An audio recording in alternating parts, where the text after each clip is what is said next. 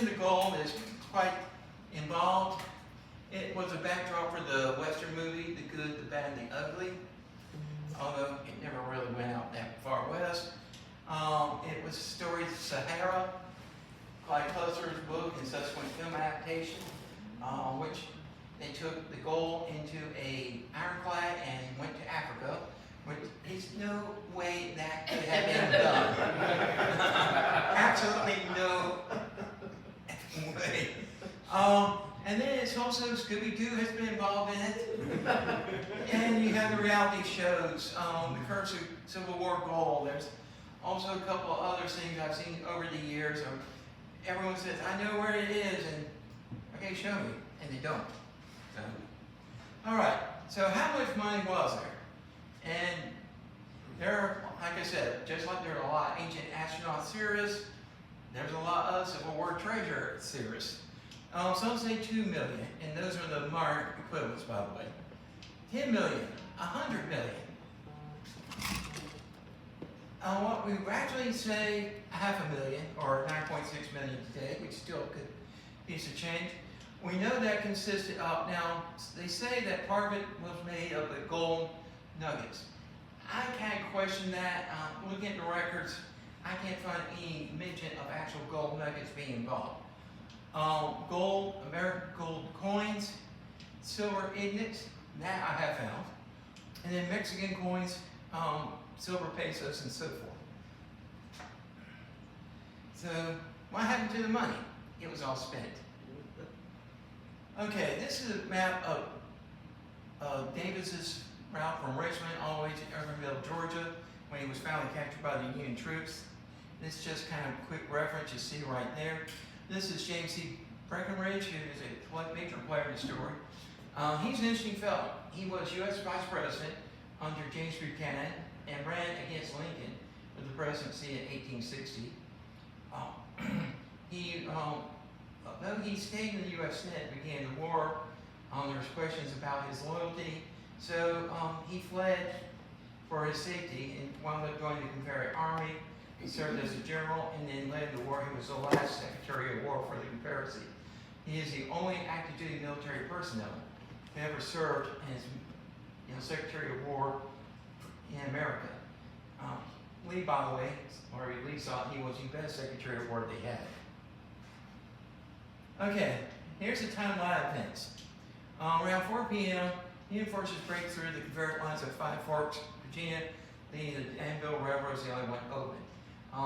The story of Five Forks is kind of famous or infamous.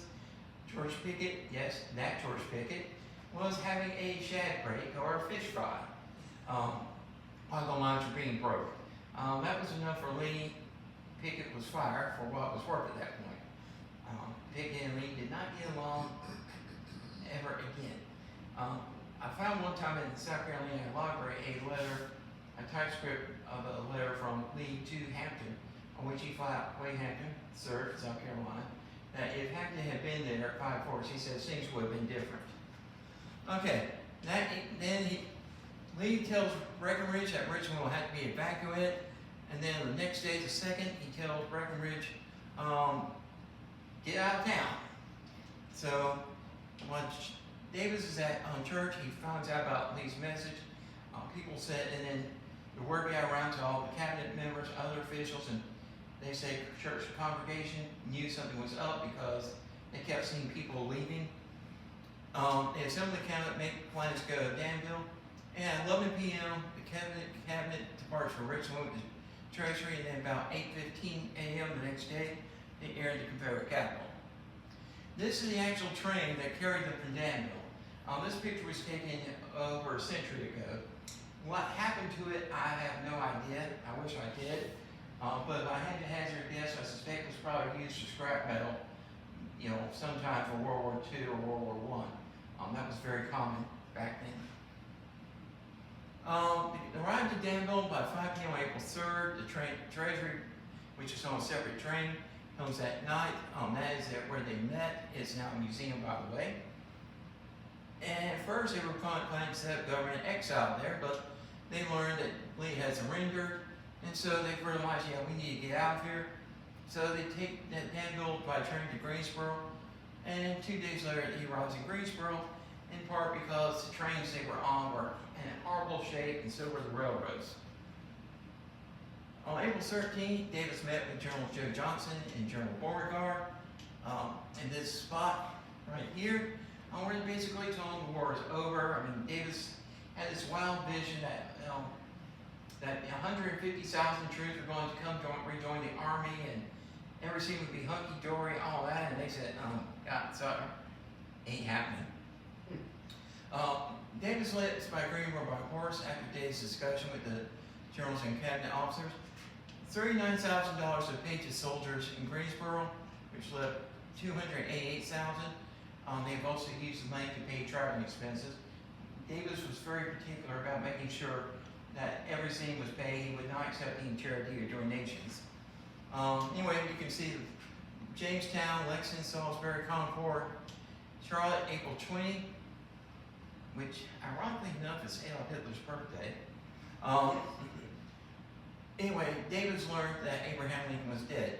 Now, up to that point, it had been kind of a casual stroll, because in a conference with Grant and Sherman out in Virginia a couple of weeks earlier, Lincoln pretty much said, let Davis go away, let him escape. It'll save us if we more trouble than it's worth if we kept. And actually, there are even some modern precedent for that, because when the government was trying to decide what to do with Bin Laden, there was a lot of debate.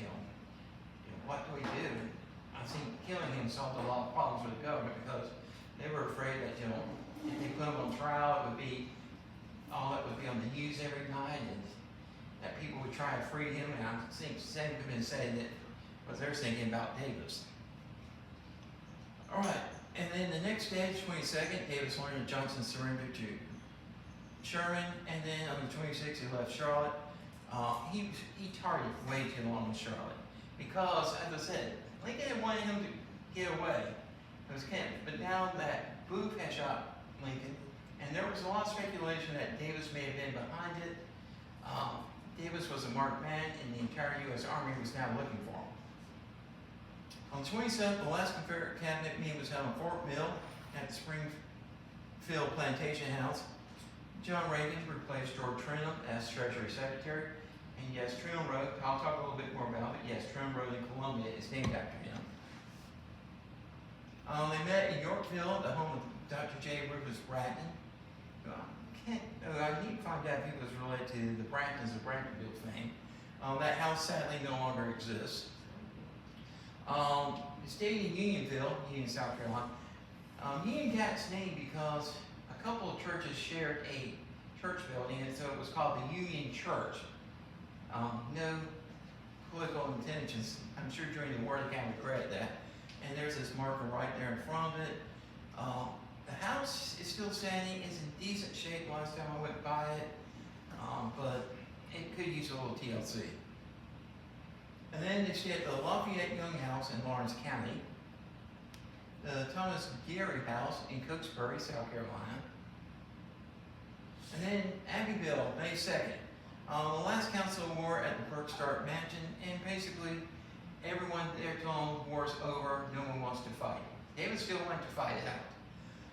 And basically they said, the guard here with us that's escorted you, they'll take you as far as wherever you want to go, but they're not going to fight back for you. And so, anyway, and Abbeville, because of this, is sometimes referred to as the cradle and the grave of the Confederacy, because they claim that the first succession ordinance was passed in Abbeville.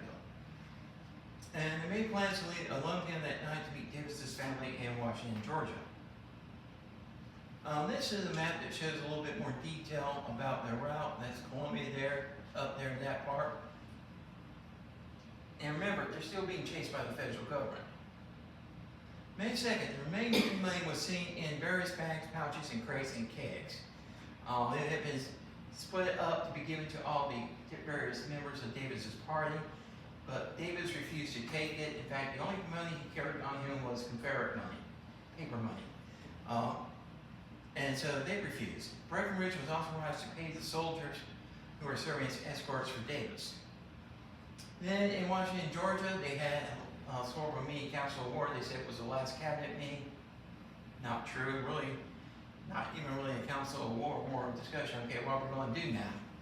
The bill no longer stands, but anyway, May 4, Michael H. Clark was named acting Treasury Secretary. You can see the amount there, 3,500 in silver coins, 40 grand in silver bullion, and 86,000 gold coins. With some other money, Virginia came up to $179,700 left. The silver coins were used to pay the soldiers. The bullion was going to be stored in a warehouse, and the gold was going to be smuggled money, and 600 grand in Confederate currency was burned. And it breaks my heart every time I think of that, because boy, I would have loved to have had some of that for my collection. Y'all know the story, by the way, about how they found Confederate currency, or Bank of South Carolina banknotes from the Civil War era at the State House. They were going through the basement, they found a drawer or something, and there was all this Confederate money, or Civil War era money, just lying there. Been there for over 100 years, and almost 150 years, and it was really funny. It dropped the value of a lot of notes that were already out there in the collector's market. And on the other hand, they found varieties they did not even know existed at the time. So, and you can buy it, you go to Archives and History, they'll be happy to sell it to you. So will the Confederate relic room for about, I think $35 a note is what they're charging for it. So really kind of neat. And the engraving on some of this is absolutely beautiful. And that's one of the things I like at the coin show. You look at some of the obsolete notes, especially from 100 years ago. I mean, the etching engraving is beautiful. They're almost like works of art. Unlike what we have today, which is anyway, so that's what they're planning to do. But Clark had to pay out over 100 grand to the soldiers who traveled with Davis. 40,000 for feeding stragglers and soldiers in Johnson's army. 5,000 Davis' escort, 3,000 in gold to be taken to Texas, 1,500 to midshipmen who had guarded the treasury, $1,400 and some change to another escort, and a very general wanted 165 bucks. At the end of the day, he was down to 86,000 in gold and 36,000 in silver. We know this because they kept very detailed records. In fact, they even insisted on receipts. Now, I mean, think about this. You got the U.S. Army chasing after you, and yet you're sitting down to write out the ledger books and issue receipts. Now, misplaced priority is my book, but anyway. But us historians are still happy they did it. This chest, which is in a museum in Washington, Georgia, is believed to have carried some of the treasure. And for years, it was locked, and no one could, for some reason, couldn't get it open. Found in the 1940s, they got it open. And if you remember what happened when they opened the vault about Capone back in the 80s, same story. Actually, they found less. They found empty bootleg bottles in the vault, which do have a little bit of historical value, but in this they found nothing. So, May 6th, he's in Centerville, Georgia. May 7th, he's reunited with his family, and the next day he's in Abbeville, Georgia. And May 10th, captured in Irwinville, Georgia. Now, there's a popular legend that he was captured wearing a dress. Not true. He was wearing a woman's shawl, and basically, when they were stopped, Marina Davis said, "Oh, that's my mother," and they looked down at his boots and realized, yeah, right. Your mother does not wear men's boots. And so that's how he got captured, but the legend lives on, and that's a monument to it today. So again, Irwinville, Georgia, right there, you can see a good little trek. And like they've not had it, stayed in Charlotte for so many days, he probably could have gotten out. He could have made it to the Caribbean. Okay, meanwhile, while all this is going on, Davis distributed the last of the silver coins among the 6 companions for spending money, and presumably the ingots were spent as well because there's no record of what became of them. So, on May 22nd, he and his companions made it to Florida with $25,000 in gold coins, which was supposed to be used to take to the Caribbean. Let's keep the war going. Let's buy guns, ammunition, etc. But when they learned that was captured, they decided, okay, we're going to give 1/4 of it to Marina Davis and the rest to be divided 7 ways.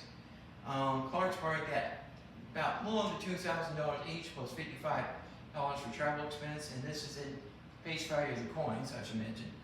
And Clark also got month's pay and $600 went to service. But, you know, the money, $67.90, was about to go to David's family. Captain Watson Ben, I'm not going to pronounce that. He was a cousin of Maureen Davis, and he was supposed to give him the money. It was 2 years before he gave it. And only but after being ashamed, but only a fraction of that was actually delivered. Davis never forgave him. So, what happened to the money?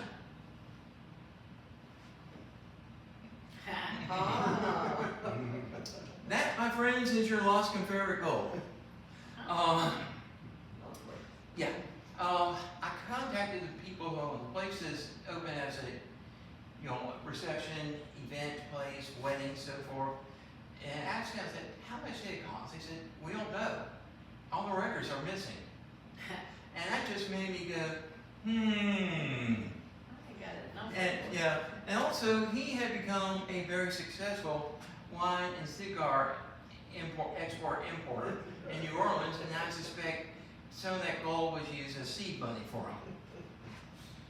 So, meanwhile, Clark returned home to Charlottesville, Virginia, where he resumed his tobacco exporting business, and he died from tuberculosis in 1912, probably from smoking all the cigars. Now, the myth of the lost gold, how it got started. When Davis leaves Washington and Georgia, the gold that belonged to the Richmond banks and not the Confederate Treasury was left in a safe. Exact value is unknown. Some say it was at least $250,000. Days after his departure, the Union troops occupied the town and took possession of the money. May 24, 5 wagons headed off to Richmond with the gold and the treasure. One thing too, why you have so many wide estimates of it, is the Richmond banks overstated how much money they had, because they were hoping that they would get reimbursed by the U.S. government after the war. So, like a lot of people, when they file a claim with their insurance company, they start fudge the numbers. That's what they were doing too. Well, it can't be overnight. Abbeville group about 20 paroled Confederates ambushed cars and took $250,000, reportedly. The Union soldiers were only able to recover $80,000. What happened to the rest? Well, Horace Greeley said, "Go west, young man," and that's what they did. They took the money and ran, went to the west, supposedly, and they were never, ever seen again.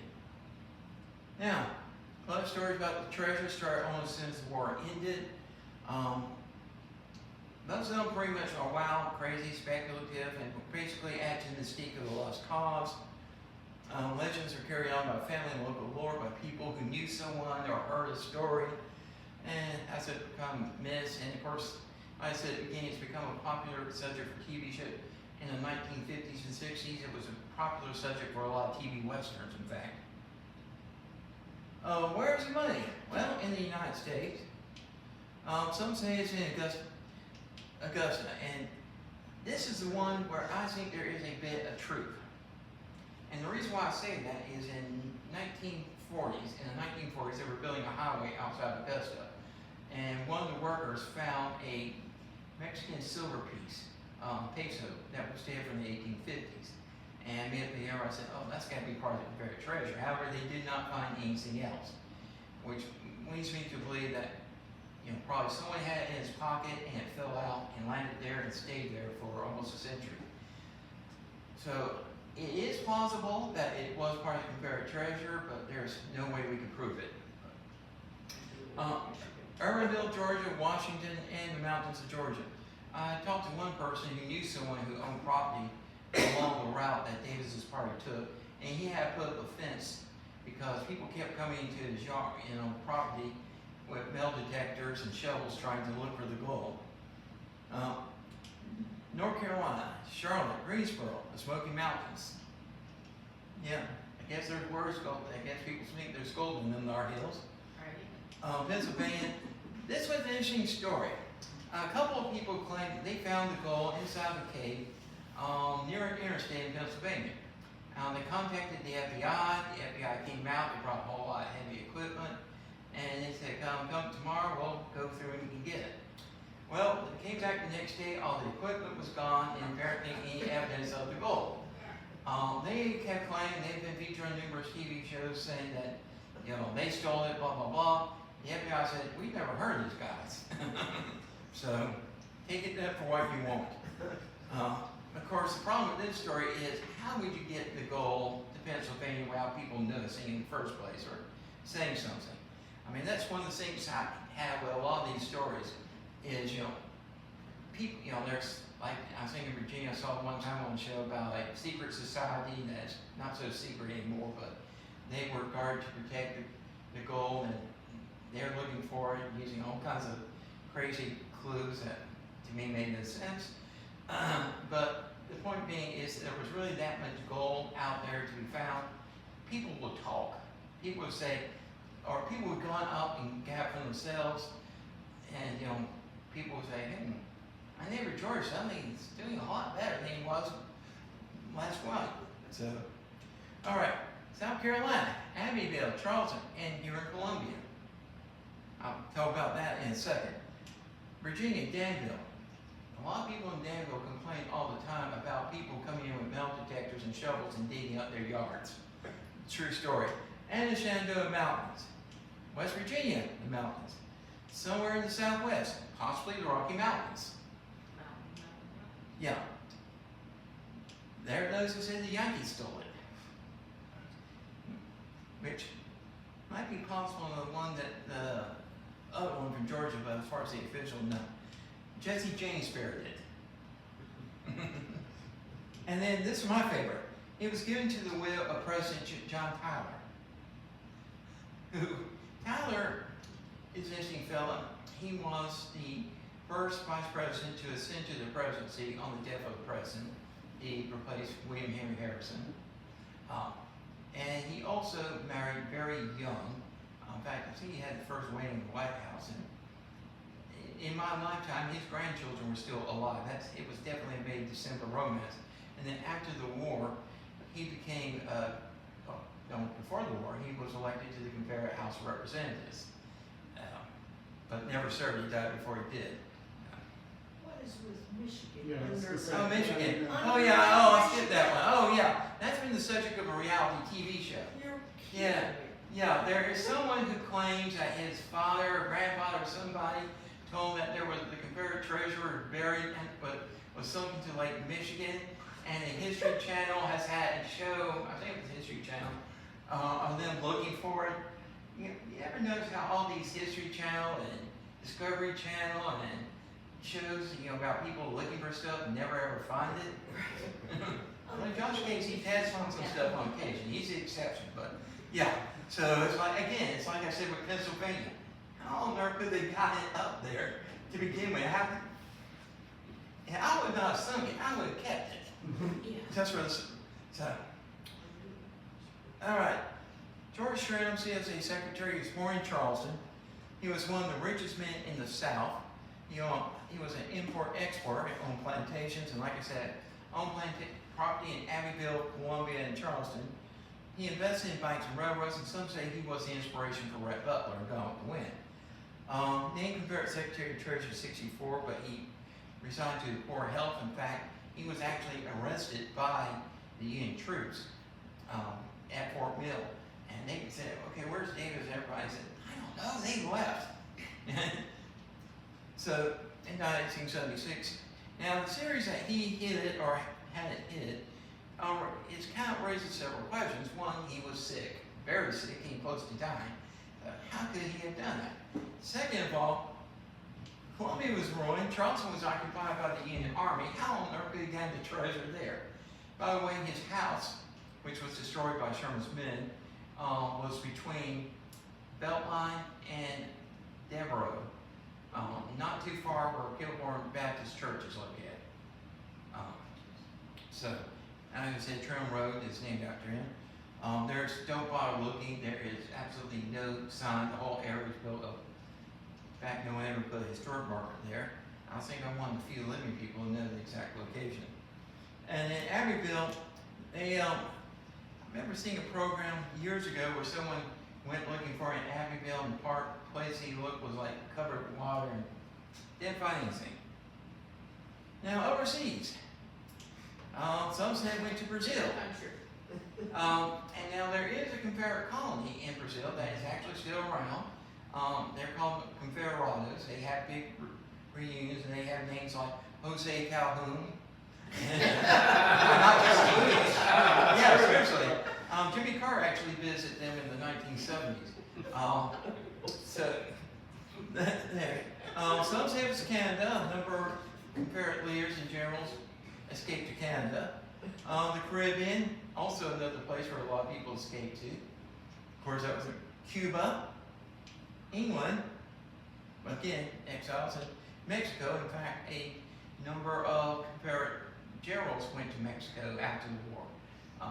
You might have seen the John Wayne film, The Undefeated with Rock Hudson. I mean, that's sort of a fictitious account of what happened, but kind of sort of ish.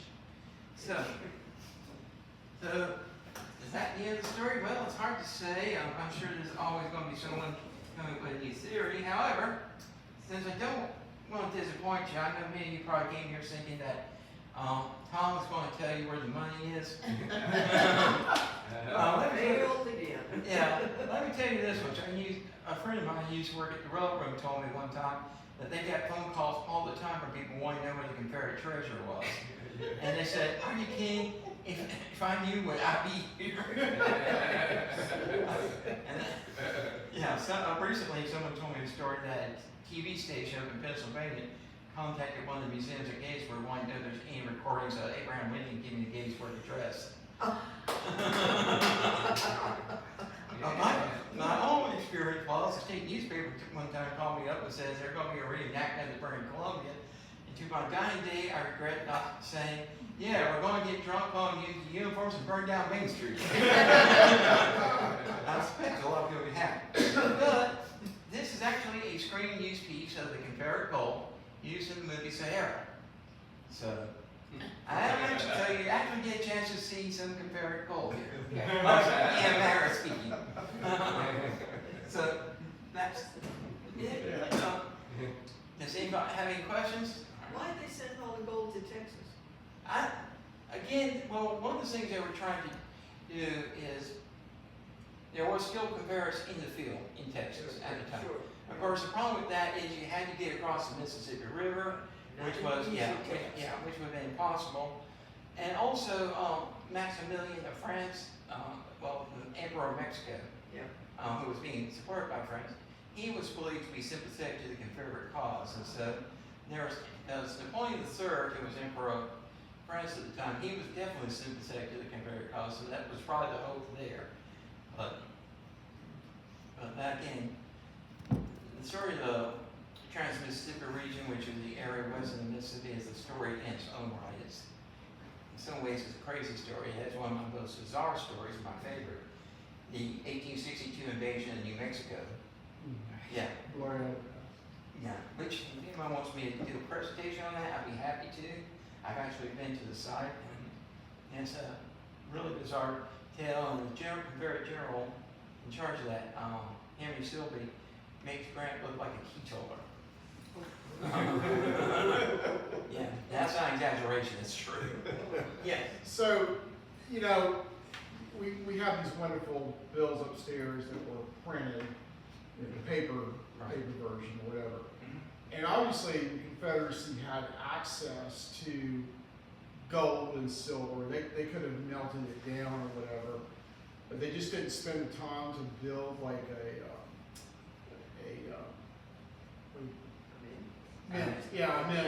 create coins and things like that. They did do some samples early in the war.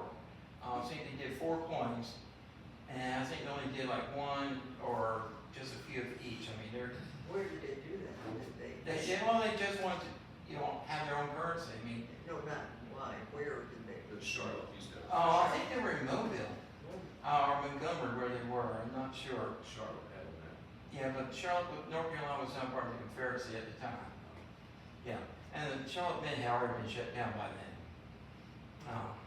Yeah, but yeah, point, yeah, a lot of people know Charlotte had a mint, New Orleans had a mint. In fact, I suspect maybe the New Orleans mint may have done it. I'm just curious, cause it seems like, you know, you spend the time to create the engravings and all that kind of stuff. And then- I think they wound up doing is just say, hey, let's just show the Yankees cold and silver and move mint in. Yeah. And you know, U.S. coins, I mean, there was, the Civil War, it was really when currency really came into being. And there was a lot of opposition to it. Out west, for example, you know, they used currency to pay the soldiers, so it was easier than transporting all that gold and silver. And merchants did not like it, and so they often did not accept it at par or face value. And you still had, you know, arguments about gold and silver as coinage, you know, up until the time Teddy Roosevelt was president. So, but that was it. But yeah, that's when they started it. And then of course, one of the problems that had on both sides is people got into counterfeiting it. So, which depleted the value of it a lot. And of course, the South, they just kept on printing money and money like there was no tomorrow, and its value just went.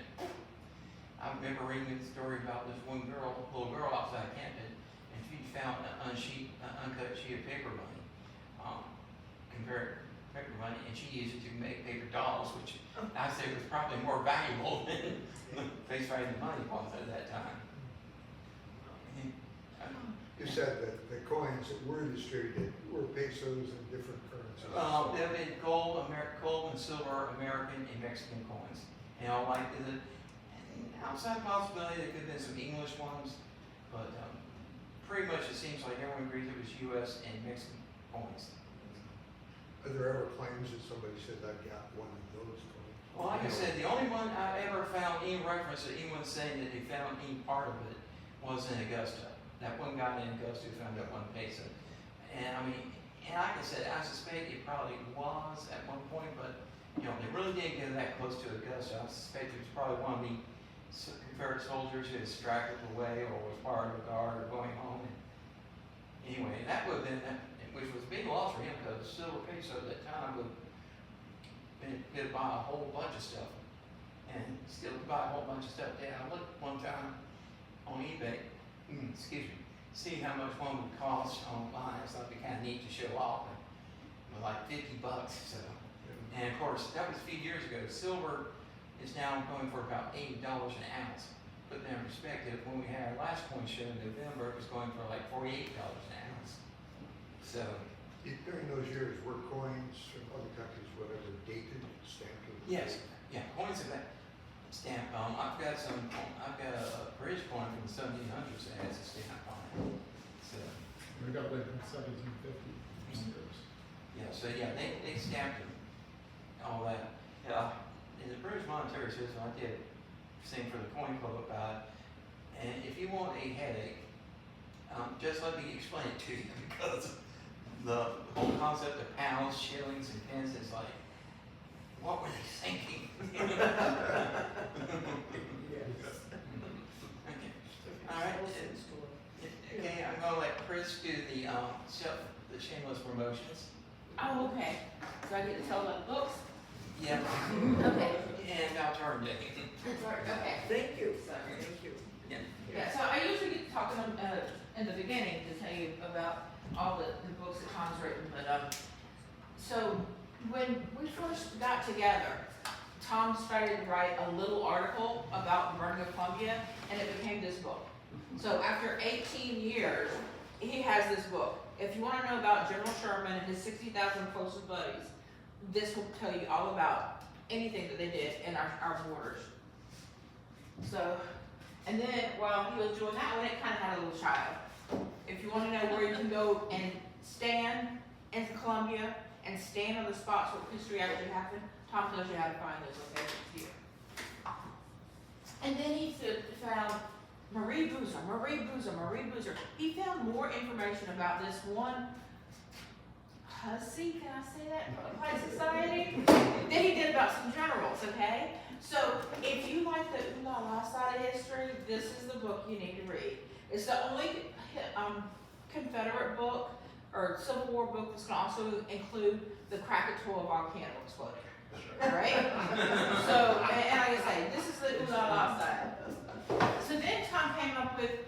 Potter's Raid, because you know, he talked all about General Sherman. So now, this is the very last thing that happened in the borders of South Carolina during the Civil War. And when we mean the very last thing, when General Potter started the raid, we were enemies. In the meantime, about halfway through, a little conversation happened at Appomattox Courthouse. So they couldn't be stealing everything. Now they had to pay for it, because now we're friends again. And that is the first narrative account of the raid ever published. Absolutely. And then Tom decided, well, let's look at the Irish, the Scots, the Scotch Irish. They, not only have they always been producing great works in like the canals and the railroads and stuff since South Carolina began, but they continue to celebrate everything, and that's next weekend at Tartan Day South. So, have y'all been to Tartan Day South? Okay, so I know y'all have. We see y'all there every year. It is so much fun. I'm sorry, but there's just something about big burly men wearing kilts and throwing heavy objects. There's just something about that, right? And the music and the food and the dancing, and it's just so much fun. And every year there's grown. I think they had like 20,000 people last year. No, it wasn't about 12 to 14. 14, okay. 14,000. But anyways, a whole lot of people. A lot of fun. And this is actually, It doesn't feel like that big though, it's so spread out. because it's all spread out, Yeah. and it's actually family friendly. Bring the kids, bring the dogs, come have fun, hang out. I know you love to dress up. Y'all gonna be out there dressed up today in the Colonial, okay? And we got pirates, there's pirates. There we go. We got pirates and kilts. What else do you need, right? Just the kills. Yeah, absolutely. Pirates and kilts. That sounds like the start of a really good point. Actually, some pirates did wear kilts. Right? Yeah. Yeah. I was hanging out with a pirate wearing a kilt. I don't know, I can write this book. Anyway, so all the books are for sale. Of course, Tom will autograph them for you. So. Tom,